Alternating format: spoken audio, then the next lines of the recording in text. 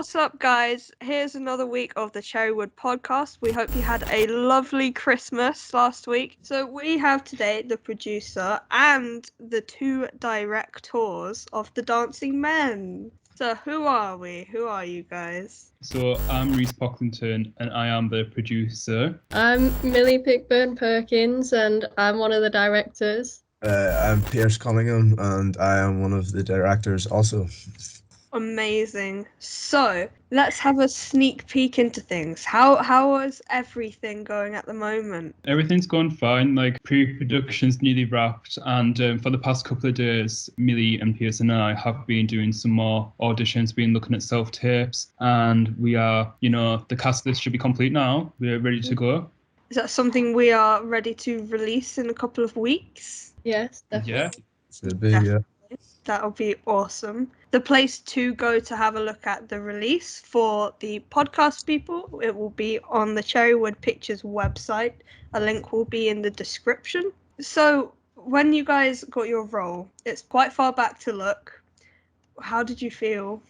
I was quite nervous. I was the only one that applied for it, so I'm quite lucky that I got it. I was excited for the authority and the responsibility because I love doing that sort of thing. But I was a little bit confused on what exactly a producer does. And then when I did my research, it turns out there's loads of producers out there and there are multiple producers in one. So it was quite challenging. But as, we progress with production, you get more comfortable with things and you start to realize, that it's not as scary as it appears.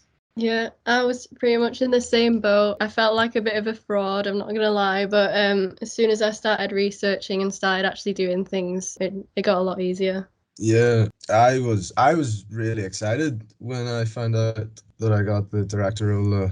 It was great to work on the script and sort of have creative control over what we're making. So when you found out what film we were actually making, did you instantly have inspiration or did you go on to develop the inspiration? Certainly for me, I had never really been that into Sherlock Holmes. I knew what it was, obviously, because it's so iconic. But, it was great to sort of experience the Sherlock series for the first time. It's a masterpiece. I love sort of the lengths of the episodes and stuff. It's like a little movie in one. But obviously there was the Robert Downey Jr. ones, and it was also great to sort of delve into the old Basil Rathbone Holmes as well.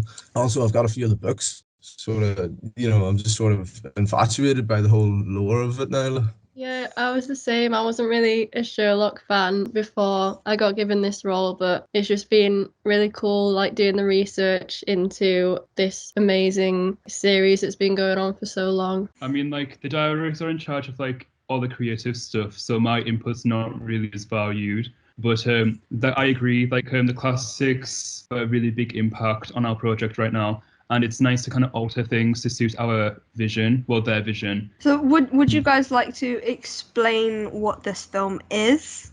We haven't actually explored that on the podcast yet. I've been leaving it for the creative minds.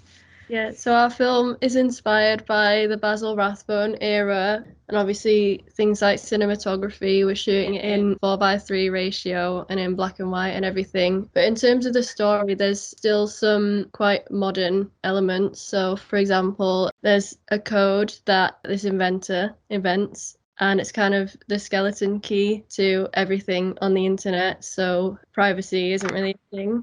Do you want to explain a bit more about that, Pierce? Yeah, and obviously, if a device like this exists in the world, there are obviously powers that be that will want that power. So, it's great to see this sort of the massive impact this has on this world and this sort of universe we're trying to create. I also think that it'll be great to sort of see such modern elements told through the 4:3 ratio and in black and white, because it'll obviously look very old, but the themes in it are very modern.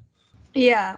What do you think about that, Reese? Yeah, I agree. I really think the contrast between the cinematic techniques and the plot will be something that the audience will enjoy. And it's something out of the box and fresh. And I think there's a lot of adaptations out there for Sherlock Holmes, and I think this is something different, not the same. Yeah, I agree. So most people have like a main concept about Sherlock Holmes, like the man himself. How are you guys trying to get him portrayed? I feel like we're sticking quite traditional, he's just sort of this manic genius.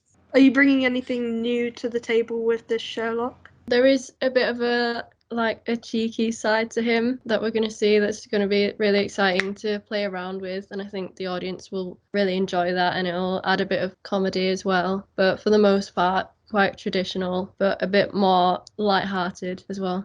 When we did the casting process, we made sure that everyone has a chance to be Sherlock. Like we considered like all ethnicities, all genders, all sexualities, like people with abilities, like anyone could have been Sherlock, you know what I mean?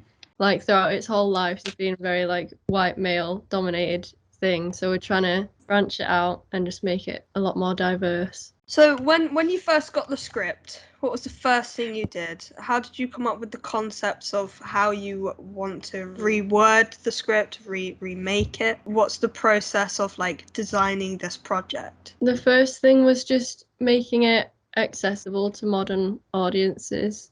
As well as that, we wanted to add things in ourselves and, make it our own.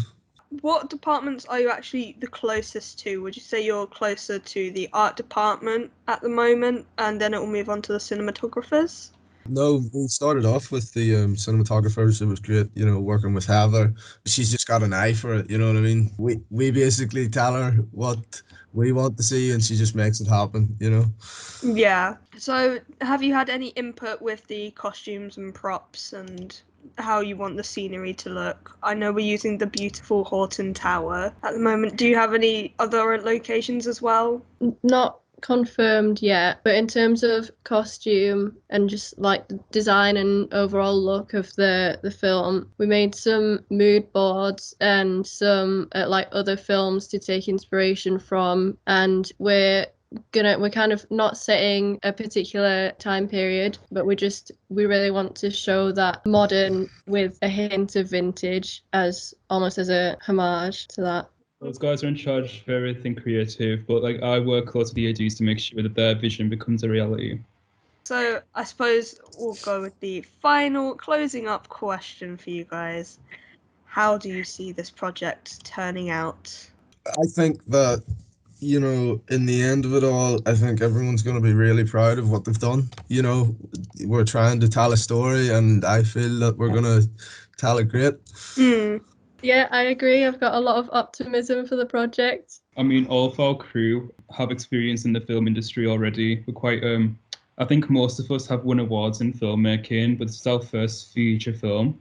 So it's going to be like a learning experience, but it's amazing how much work everyone's done and like how professional everyone is. Yes. Oh, and just one final thing. Congratulations on getting 50% of the Indiegogo campaign. Thank you. Okay, so that'll be it for the new year for us guys. Really hope you've enjoyed these few podcasts that we've done so far. Do leave a comment, tell us what you'd like to see in the new year, what you'd like to see inside of, whether you'd like more behind the scenes, more podcasts, whatever going on, you can let us know what you want to see. And yeah, have a great new year and see you next year.